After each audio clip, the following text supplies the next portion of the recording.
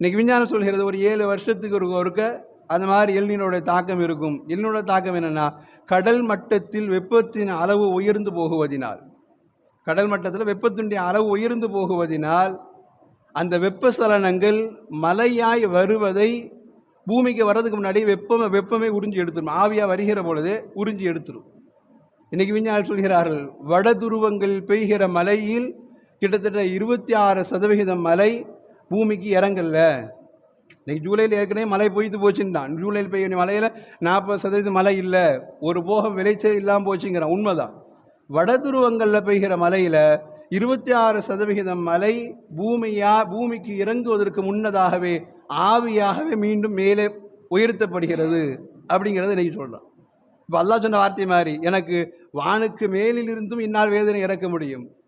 எல்நிலோட இன்னொரு வகை என்னன்னா, பூமியுடைய அடிமட்டமும் உரியப்படும் இல்லைங்களா?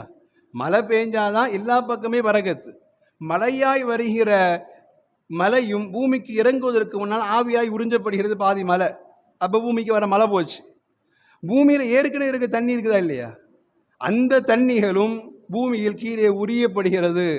எல்நினோ தாக்கம் அல்லாஹ் சொல்ற மாதிரி, குல் ஹுவல் காதிர் அலா அன் யபஅஸ அலைக்கும் அஸாபம் மின் ஃபௌகிக்கும் அவ் மின் தஹதி அர்ஜுலிக்கும். அல்லாஹ்வுடைய வார்த்தையில, என்னால் மேலிருந்தும் தண்டனை கொடுக்க முடியும், என்னால் காலுக்கு கீழிருந்து தண்டனை கொடுக்கணும் அல்லாஹ் சொல்ற வார்த்தை மாதிரி, இன்னைக்கு இந்த எல்நினோவுடைய தாக்கம் உலகத்தில் பயங்கர அச்சுறுத்தலாக இன்னைக்கு மாறி போயிருக்கிற ஒரு சூழல்.